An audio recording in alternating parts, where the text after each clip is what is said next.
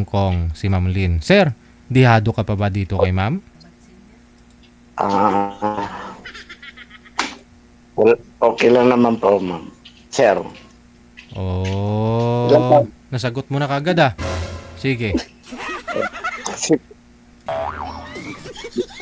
Ma'am, Ma'am Lynn, Hello po, wala ko sir. kayong asawa sa ngayon, ma'am? Boyfriend?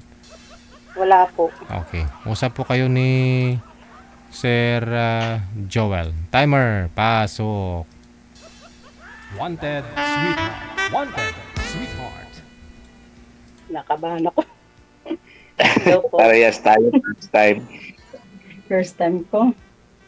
Opo, first time ko rin po. Basta po. Okay lang po, ma'am. Taga saan po Kayo kayo? po. Sa Maynila po. Taga Manila po kayo. Saan sa Manila? Dito po kami sa sa Rizal, sa Montalban.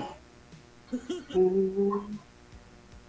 May ano na po kayo? May anak? Kala ko Manila. Meron po 3.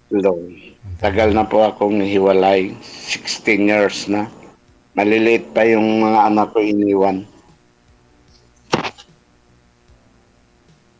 Saan po nagpunta?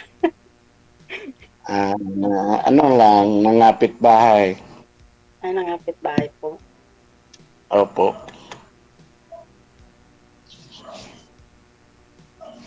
Kayo ma'am, ilang taon na po kayo?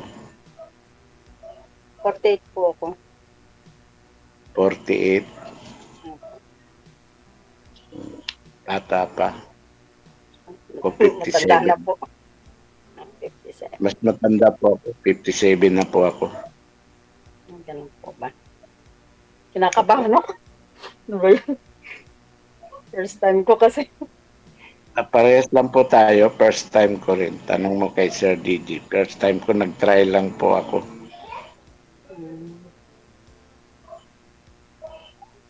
Ano po yung ano nyo? Ano yung trabaho nyo?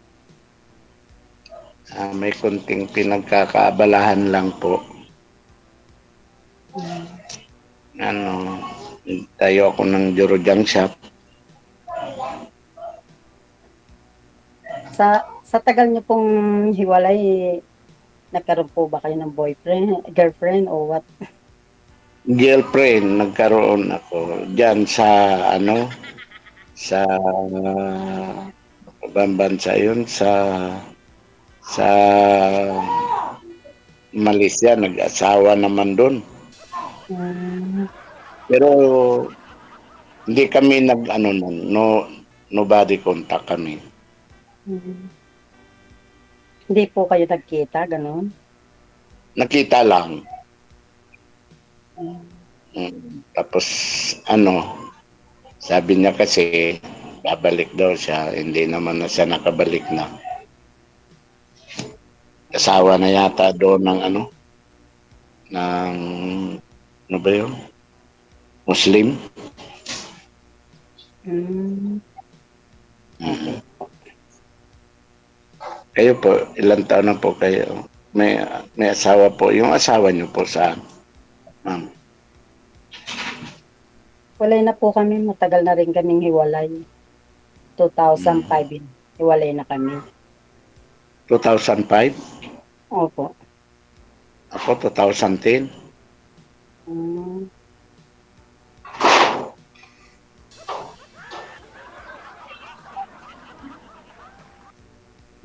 Diyan ka lang. Ilang taon na po yung bunso Diyan mo, ka sir? lang. Sino po yan, sir? Yung ko po, yung alaga ko. May Alaga. alaga kami. Kuha namin nung maliit. Ayan, Hoy, bawal pakita. Maliit. Ay, may Bawal. ang bata. Alaga. Maliliit pa ho yung mga anak mo, di ba? Yung panganay mo. Maliit pa po. Ang panganay ko is 20. Matanda pa yan ako yung panganay. Oo, nag-aaral pa po sila. Sabi niyo ho, ilang years lang po ba kayo nagsama ng misis mo? 5 years lang. Nagsama kami, 2005.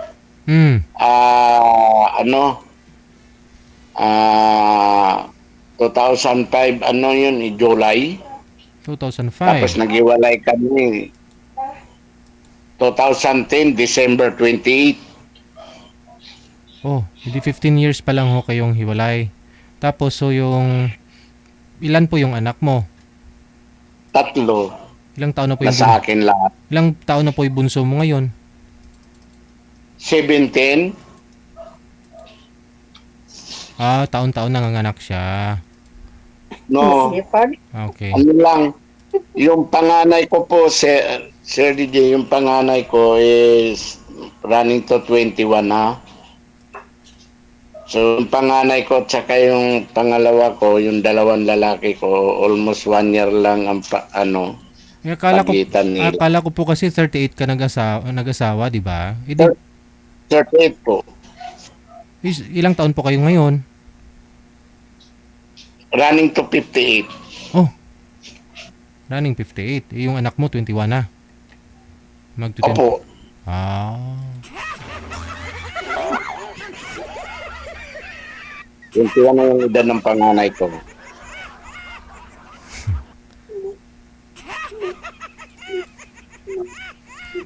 Asawa kasi ako, 38 ako. Yung asawa ko, 20 Eh, 21. kung 38 ka nag-asawa, ngayon 57 ka, dapat 18 pa lang ho yung anak mo kasi binuntis pa ni misis mo ng isang taon. Magto-21 na eh. Bago kami kinasal, sir, buntis na eh. Kaya nang pakasal Oh. sa akin dahil buntis na, ayaw ko nga sana. Hmm. Pero mali pa rin po yung di ba? Yung, Parang hindi Yung yan alin ng, po ba? ng edad ng anak mo. 21 na, magti-21.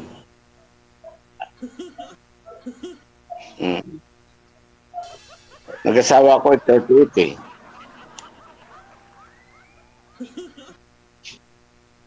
Kasi ano ako eh, 1967 ako. So running to 58 pa sa September pa. Next year. September kasi ako, yung panganay ko September din.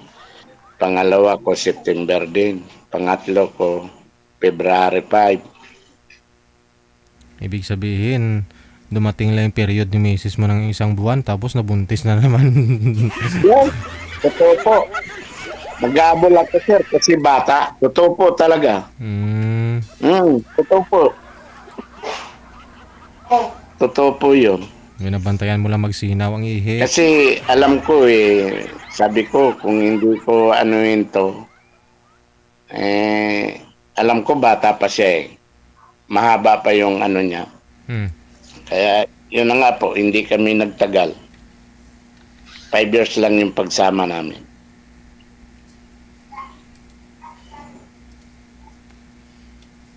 At hindi po kayo nagtagal.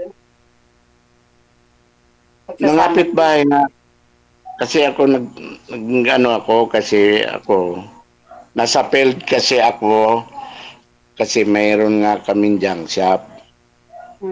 May negosyo kami. Ngayon, siyempre pinagkakatiwala ko naman kasi ang ano pa sa akin, yung masakit pa sa akin hindi ko pa iba, kadugo ko pa, pamangkin ko pa, pinsan. Kaya nung time na yun na nag-ano siya, actually, hinabol-habol ko pa nga yun kasi nakaano ako sa mga bata kasi yung panganay ko, niya 3 years old eh. Yung bunso ko, 7 months. 2 years yung ano ko, yung Napabata naman pangalawa. ng mga anak niyo tapos iniwan niya. Oo, totoo yun. Totoo. Dumididi Totoo yun. pa yung mga anak mo, sigurado. That time, Kaya nga po, tatlo. na-taste pong iwan. Tapos, Oo, liit talaga. 3 na ho yung dumididing na anak mo. Dagdagan mo pa. Tapos nagkulang pa. Dumagdag pa ng isa. Kulang-kulang daw po, DJ.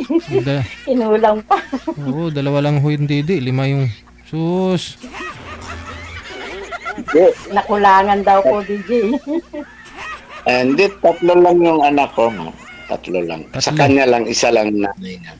Oo, hindi, 5 lahat yung dumididinga ka, sabi ko, 5, 3 yung anak mo, ikaw isa, dumagdag pa ho siya ng isa pang pamangkin mo.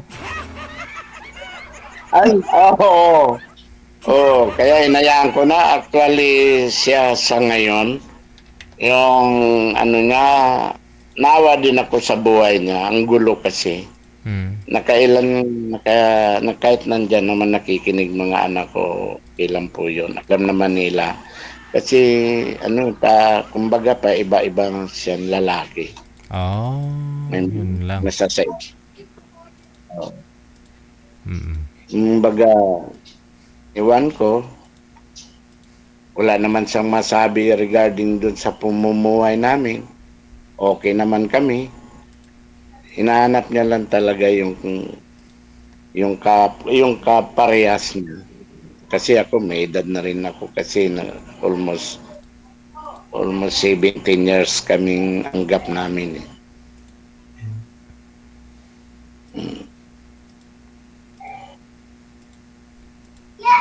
Pero napa-inlove mo sir ha? Depende po kay ma'am.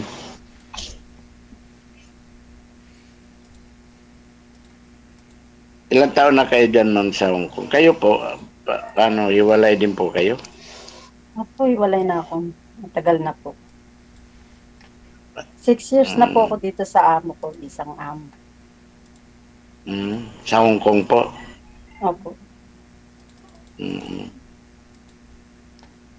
Yung kapatid ko, dyan din sa Hong Kong eh. May kapatid po Bunso kayo dito? namin. Saan po Opo, dito? hindi ko po alam. Kasi ang asawa niya, taga Iloilo. Okay po. Malayo po siya sa amin. Yung bunso namin na kapatid, babae. Hindi ko alam kung saan sa Hong Kong.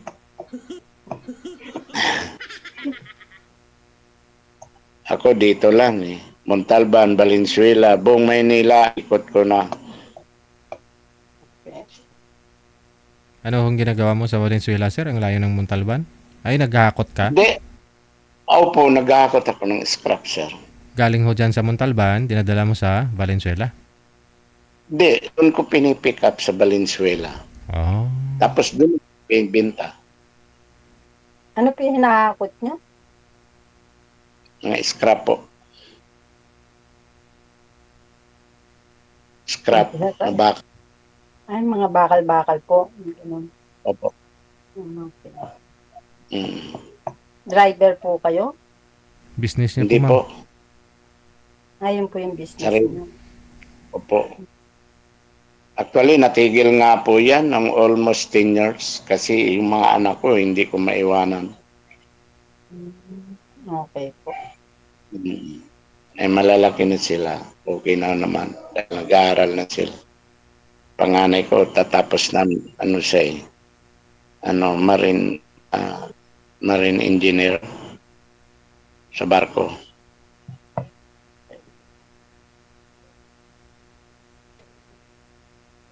Kaya, medyo okay lang. Nakakaluag na rin pag makasakay. Kaya lang, tiis pa ng 1 year uli. Madali na lang po yung pag 1 year. Oo, kaya malaki lang naman po kasi ang gastos. Yearly niya na umaabot ng 120,000. Okay po, ano? Pag Tapos nakagraduate naman po yun, okay naman na. Opo naman. Nakakaginhawa na kayo. Opo. Yun lang naman yung bunso ko. Ayun na lang, teacher kasi kinukuha niya. Ilang year na po siya sa Sa sa college po. 2 years pa lang. Pero pag na siya, kasi pag third year na siya, pwede na siyang sumampa. Tapos after ng ng mga 9 months or 10 months. Pinakamataas kasi nila sa barko, 9 months or 10 months eh. Bababa na, schooling siya para mapopromote siya ng ano, ng chief engineer.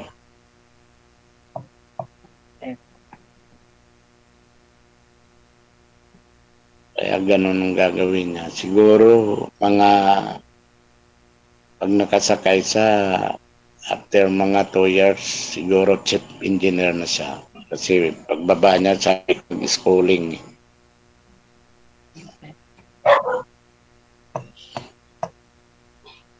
Hmm.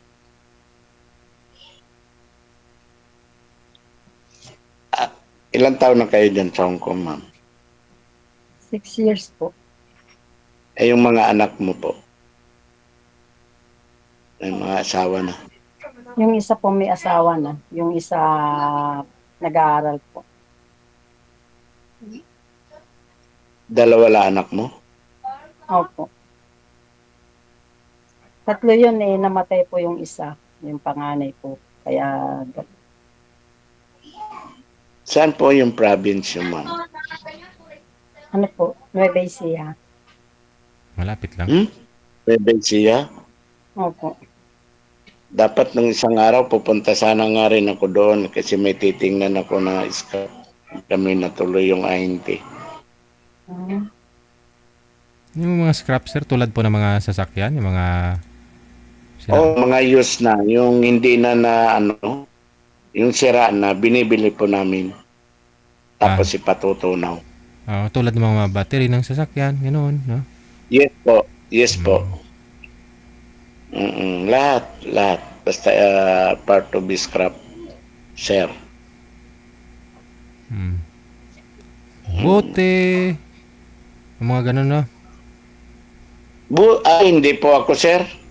Madumi masyado yan. Ang bote. Karton. Hindi rin po ako bumibili. eh, Maga, ako pick up. Hindi ako bumibili ng karton, bote, plastic. papel. Hindi po kasi madalas ang sunog. Oo, hirap yun. Mm. Mabilis kasi pag ano, mamaya meron kang customer na nagbenta tapos nanigarilyo, tapon lang doon. Sunog. Yes. Pasensya na. Yung alaga ko kasi may bisita siya. Anong oras na dyan, ma'am? Parehas lang po dyan yung oras. Parehas lang ba? Opo. Mm. So, kailan ang uwi nyo, ma'am? Sa ano po, sa next month po, December. November? December po, sa Pasko. December. December ba? Magandang Pasko na yun.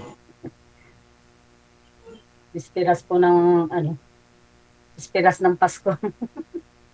Happy ka na, happy nun. Maraming baon yung pag umuwi. Yung ba ang sabi nila, pag umuwi yung mga OFW, maraming pera daw pag uwi. Wala po. Resibo po, maraming resibo. Gano'n naman po talaga. Pag may anak, may obligasyon ka. Kahit naman nga wala kang asawa, wala kang anak, may obligasyon ka pa rin, magulang mo pa rin. Kaya nga po. Kapatid.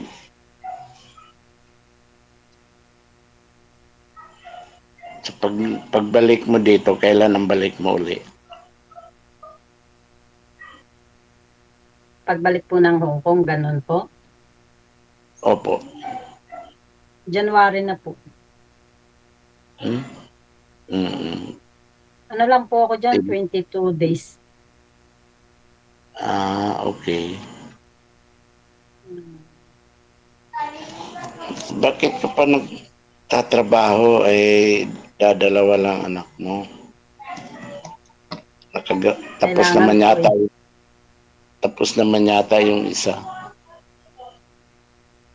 Okay lang naman po. Nagtatrabaho naman po yun. Kaya lang, syempre, wala naman ako hanap buhay sa Pinas. Kaya, Marami. Ako kung nasanay na ginusto po ko ako. lang, Nasanay na hindi po po, dito eh. basta masikap ka lang, marami dito. Hindi ka mawawalan. Mm, kahit saan man bagay, yung nga nasa bundok nabubuhay, di ba? Kaya Diskarte po, lang sa buhay. parang nasanay na po ako dito sa ano. Wala kasi noon, nag-abroad-abroad, ayun, parang nasanay na po. Magkano sahod nyo dyan? May 30,000. Meron naman po. O yun, Depende sa 30,000. palitan po. O, kasi 29 na something yung ano ngayon eh. Yung dollar, almost 60. Ako, kung ginusto ko lang, kinukuha ako dati. Operator ng bako at saka crane. Tapos Saudi, sisweldoan ako, ano yun 1992, sisweldoan ako 18,000 a month. Sabi ko, wag na, dito na lang ako, wala pa akong problema. Kaya kong kikitain yan.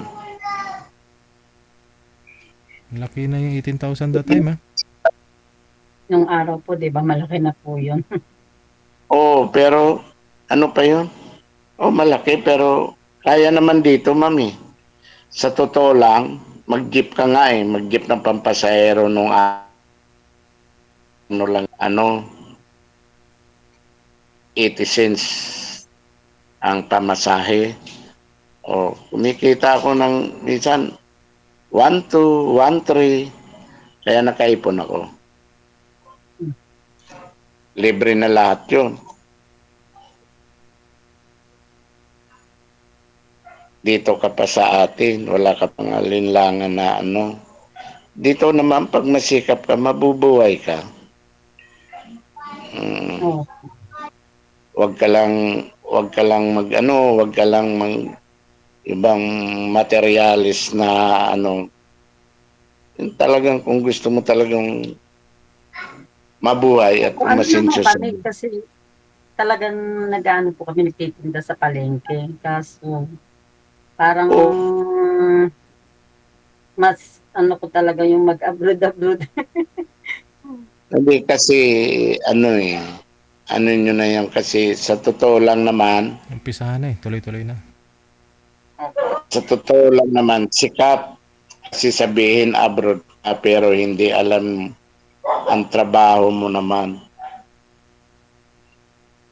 May amo ka, may ano. Pero kung bagay, talagang ganun talaga na ano kumbaga sa ano, yun ang linya mo Kasi yung tao palinya-linya. Mm. Yung asawa mo, ba't naghiwalay po kayo, ma'am? Hindi makapaghintay. Ah, Isa po kasi ako nung nag-abroad-abroad, tapos yun, naghiwalay na po kami.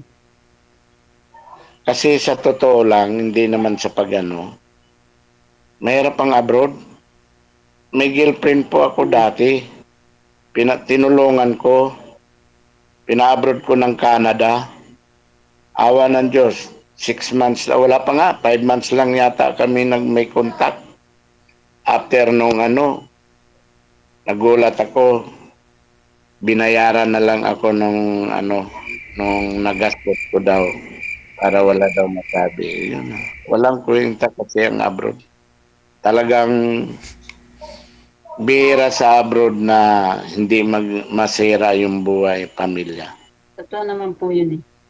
Kasi Mm. ang ano dyan kung hindi yung iniwan sa Pinas ang magloko o yung umalis po. Yun, gano'n naman talaga. O either, Totoo po yung, bawat side yun, kahit malalaki o mababae. opo, totoo Kasi, yun. ihiwalay nga yung nandito, yung pagkayang malayo. Kaya nga po, totoo yun. Pero dito naman, pag masipag ka naman, yung 1,000 mo, saglit lang kitain. Pag masipag ka lang dito. Yung nga nagtitinda ng kariton ng fishball, kumikita ng 1 to 1.5. Yan. Dito lang kasi bagay kasi yung abroad talaga, yun ang demand sa atin kasi. Oh. Pero pag ako dati seaman din po ako. Mm. Nag-inter island na po ako. Pero mo magkano ang ko noon ng araw ko? 18 pesos. Bumaba ako nung matuto ako mag-drive. Mag-drive na lang ako. Mm. Pero kung pinagpatuloy ko siguro, hanggang ngayon Wala siguro, yung signal niyo po. Signal niyo po mamang nawawala. Mahina po signal mo. O signal ko po nawawala. Ako po, mm, sir. Baka, sa kwarto po eh, kasi ako. po, Mahina po yata yung signal ko. Ako yata mahina po. baka sa inyo po. Sa kwarto po kasi ako yun. Kaya pala. Mm. Ay kayo ma'am, wala kayo naging boyfriend sa inyo? Nagkaroon naman po ako ng boyfriend. Bakit nag-iwalay po kayo? Kaso nga, yung nung nag-abroad na naman, yung hindi na naman kami naghanap din po. Kasi dapat kasi may mayroong limit kasi yung pag-abroad. Kasi pagka tatagalan mo, talagang doon mapupunta talaga sa hiwalayan. Kasi hindi naman sa kailangan ng bawat isa. Yes? Ay, sandali. Ha? Reyes, what do you say? I love you. Okay, okay, okay. What did you say, Okay, you darling? take shower lang.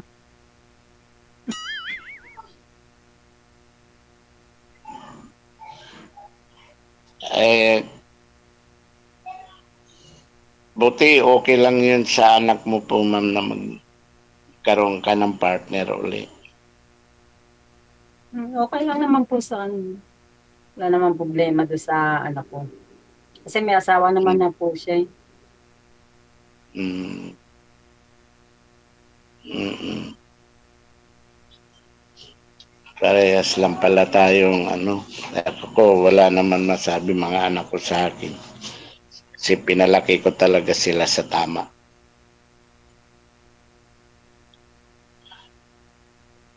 Alam mo, ang bait ko, ma'am. Totoo lang. Yung batang nakita mong maliit, anak Ano po ng yun? asawa ko yun. Anak ng asawa ko yun sa huli, kinuha lang ng panganay ko kasi ang mama nila manginginom, napapabayaan yan. Jesus. Oo. Mabait nga po kayo. Ah, Mabait nga po kayo kasi anak pala ng asawa niyo yun. pero sa akin okay lang. Hindi naman yung bata eh. Hindi naman pero okay lang kahit naman parang tinuturing ko ng anak. Pero sabi ko doon sa anak kong panganay, pag ikaw tulungan mo yan, kawawa yan.